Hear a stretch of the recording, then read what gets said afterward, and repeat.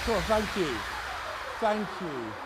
Thank you so much. Thank you, Shivani, for what you said. I'm incredibly grateful for the support that you and others from the 2024 intake have given me, and I'm very proud of your support. And Grant, thank you so very, very much. Your experience is really missed around the cabinet table, and I'm incredibly grateful for you to be part of Team Cleverly. And we must make sure that we get the experience that we lost at the last general election, and the new MPs elected for the first time, and those fantastic candidates who were not elected this year. We must get them on the government benches once again after the next general election. And to do that, we need voters to see that the Conservative Party is focused on them and not just focused on ourselves. The parliamentary party needs to lead by example. We must be unified. We must be disciplined. And unity is not the easy option. It is the harder option. But we can choose to unite, or we can choose to stay in opposition. Because people don't vote for divided parties. They don't trust divided parties. They don't even listen to divided parties. So we must unite if we want the British people to listen to us again. So when they are fed up, as they inevitably will be, with Starmer's inept, high taxing, red tape loving, big state, crony-filled government, they will look to us again to be the change that they want to see in this country.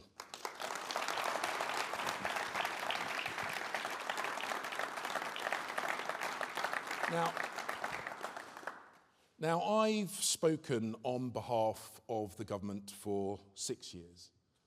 Now I plan to take us back into government. I've been a team player under 4 different prime ministers, but now I plan to lead the team. And I've defended other people's decisions and policies, but now I plan to make those policies. And today, I will set out my vision for this great country, and I'll show why I am uniquely suited to unite the party, to win at the next general election, and to deliver for the British people once again. We need to recognise that it's not enough for a Conservative leader just to believe in Conservative values. It's not enough just to state those Conservative values. We need to sell Conservative values to the country once again. Because our party is at its best when it provides clear and a positive vision for voters, when we provide the right solutions for the challenges that our country and our world face. Let's look back through the history of our great party. Robert Peel saw inequality. He saw the inequality between those with the wealth to buy staff to protect them and the poor who could not. So he created the Metropolitan Police to protect the poor. Disraeli saw injustice. He saw the injustice of children doing dangerous work, drinking disease-ridden water. So he brought in the Factory Act and the Public Health Act. Churchill saw fascism and stood up to it. Thatcher saw economic defeatism and reversed it. That decisiveness is what we need to show now, and I will. Of course, the challenges of today are different to the challenges of the past. But we must have the courage of our Conservative forebears to tackle the great problems of our time. And let me set out what I believe are the 3 great challenges that we face, that we must, and that I will, with your support, tackle head on. The first of these challenges is our deeply unstable world. Now, the warning lights were flashing red well before Putin's full-scale invasion of Ukraine. And the sad fact is that there are few reasons to believe that the world is going to be any safer or more secure anytime soon. Authoritarian regimes are increasingly trying to undermine our way of life. The freedoms that we cherish and the international rules that have kept us safe are under threat. And I have seen the threats that our country face. I have been in charge of MI6, of MI5, of GCHQ. I've been to Ukraine. I've been to Taiwan, to the Baltic, to the Caucasus. I've looked at Russian soldiers occupying land that isn't theirs. I was the first foreign minister to visit Israel after the 7th of October atrocities. Now, when Grant was Secretary of State for Defence, he set out a timetable to spend 2.5% of GDP on defence by 2030. But Starmer, in an act of vandalism, has scrapped that pledge. Now, I supported Grant when he made the bold decision then, but I will go further. And as he said, I will commit, as Prime Minister, to spend 3% of GDP on defence.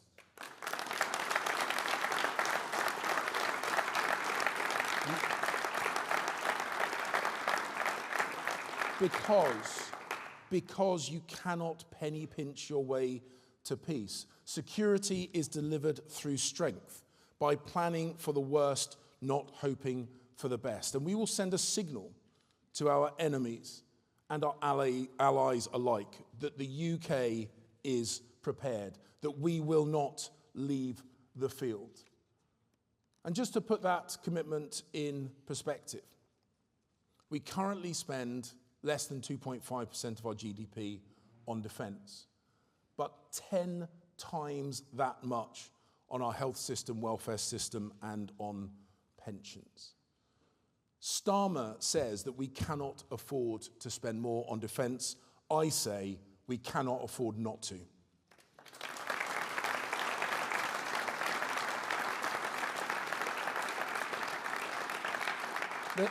The second major challenge that faces us is global migration. And we must restore our credibility on this issue to win back the voters that switched to Reform and switched to the Lib Dems and Labour and those that stayed at home. As Home Secretary, I delivered the reforms that are currently cutting net migration by half. I didn't talk tough, I took action.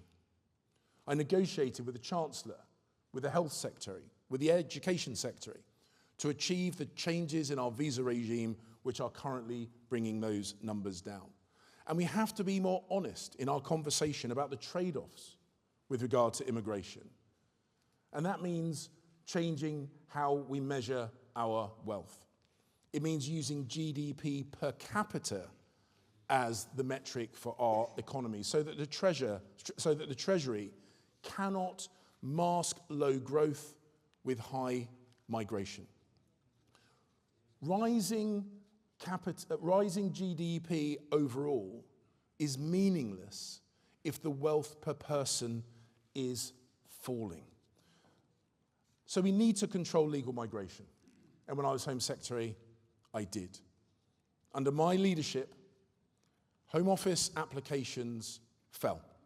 The backlog was cleared. The grant rate came down. Deportations increased. I didn't talk tough, I took action.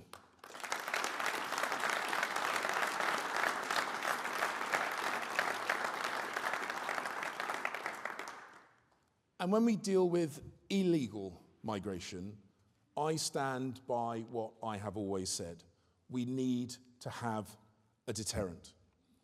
And as leader, as Prime Minister, I will use my contacts and my reputation with Rwanda to resurrect that incredibly important partnership.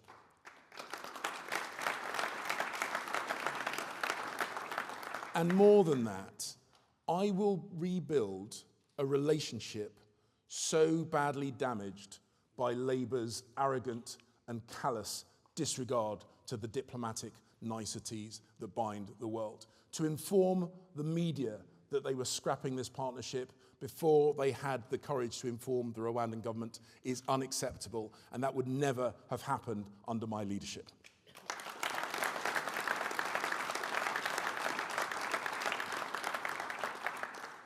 We need to recognize there are currently around 280 million people on the move globally. And so we must, of course, address why people move.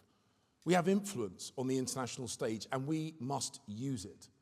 At the UN, at the G20, at the G7, at the World Bank, we must, of course, tackle the drivers of mass movement: war, famine, persecution, economic failure, because in this portfolio, as in so many others, prevention is better than cure.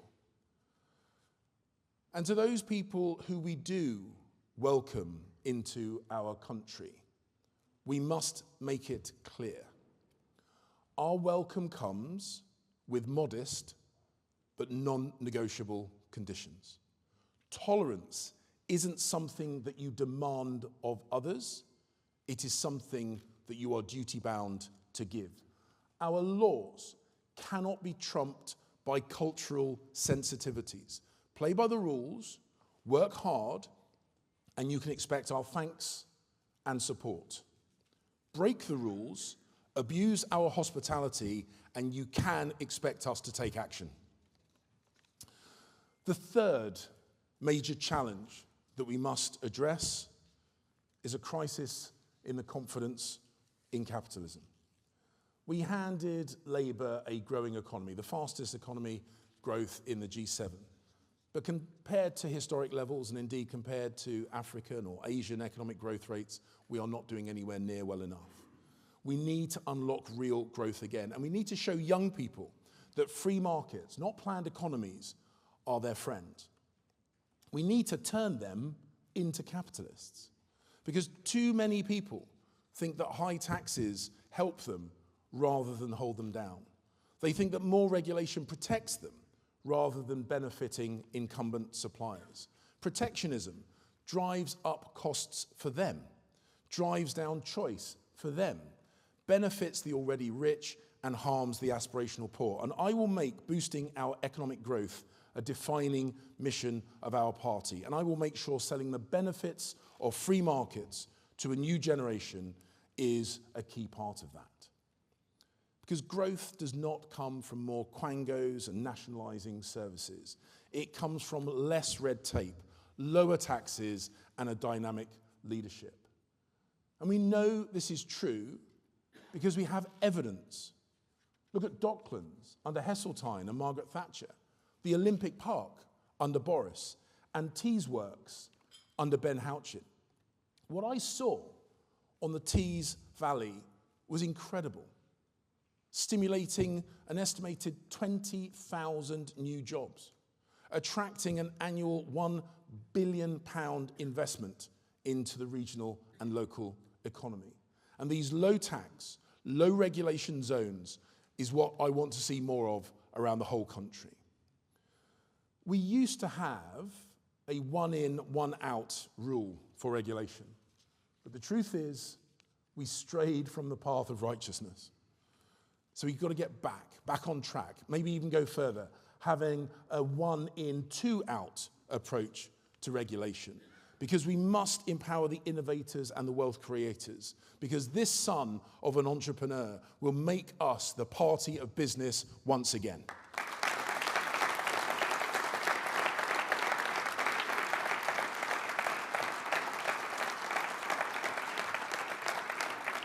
So we need to do more to empower the private sector, not the state, to drive our economy. Ben Houchin has done exactly that in Teesside.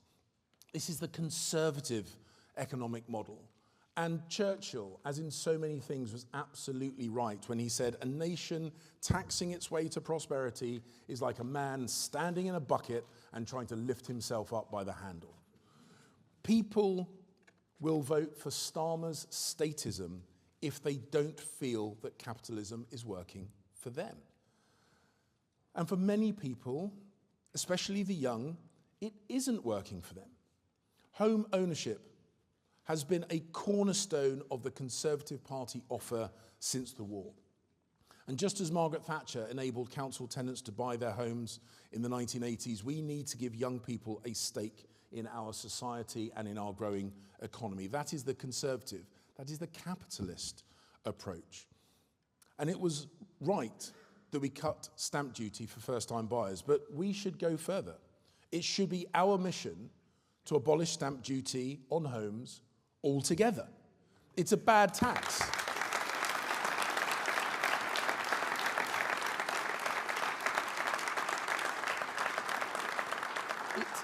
It's a bad tax. It stifles transactions in an already illiquid housing market. It deters people from downsizing. And like all taxes, it ultimately increases the cost to buyers. And of course, we need to build lots more homes, and we will.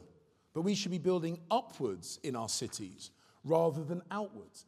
If our Georgian forebears could see the beauty in 3- and 4-story houses, then why on earth can't we? So adding an extra story to a building should enjoy a presumption of planning consent, because it would support small local businesses, would pump money into the local economy, and it would be more environmentally and aesthetically sustainable. Now, we must provide conservative answers to the problems that people face. An unstable world, global migration, and a crisis in confidence in capitalism. And we must get our act together as a party to provide the conservative solutions to these problems. The solutions of the left don't, won't, and will never work. And when they try to impose them, they harm the very people they are meant to help. So we have to do things differently, and that means being honest and realistic about the role of the state and what it can and should do and what it should not and cannot do. The state should focus on doing a few things well, not everything badly. Now, of course, only the state can provide police forces and armed forces, and both need to be effective and well-funded. And we must, and of course we will, support the people who fall on hard times or suffer from ill health. But our welfare budget has spiraled out of control, and we must bring it down, and I will bring it down.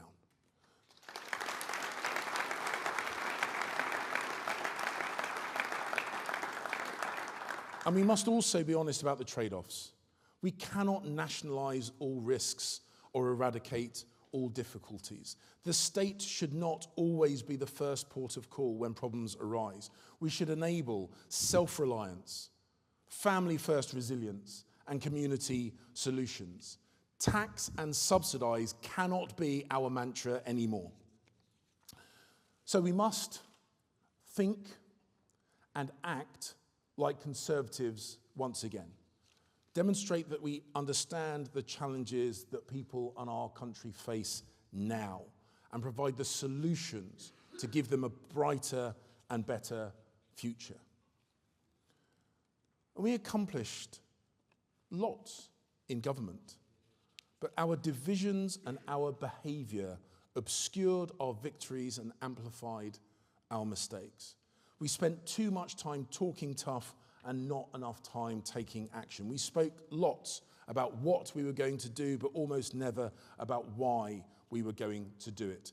This is the opposite of how I have acted in my career, and it is the opposite of how I intend to lead. I will tackle the problems in front of us with conservative solutions, and I will make the UK the greatest power in Europe, strong in defence of our people, our allies, and our interests, strong in defence of our values and our principles, strong on the international stage, and secure and prosperous at home.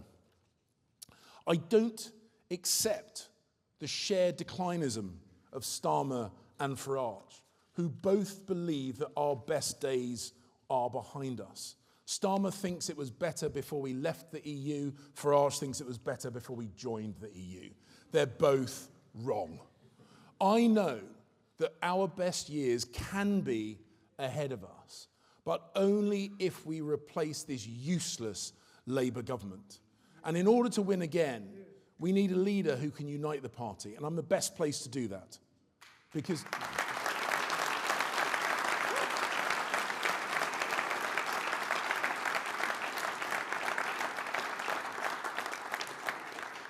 I'm the best place to do that because to command loyalty, you have to have displayed loyalty.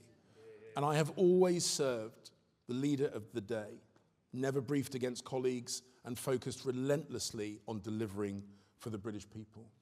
And in order to win again, we need to unite around conservative principles. And I'm the best place to do that because I've never chopped and changed my political position or philosophy. I have actually reformed public services. I've actually cut spending. I've driven better performance. When I led the London Fire Authority, when I led at the Foreign Commonwealth and Development Office, when I led at the Home Office, and as Grant said, when I led as chairman of the party, helping to deliver a record majority at the 2019 general election. And in order to win again, we need a leader who can communicate with Conservative voters. Those voters that we kept, those voters that we lost, and those who will be voting for us perhaps for the first time ever at the next general election. And I know that I'm the best placed to do that. I'm the most experienced and effective communicator that the party has got.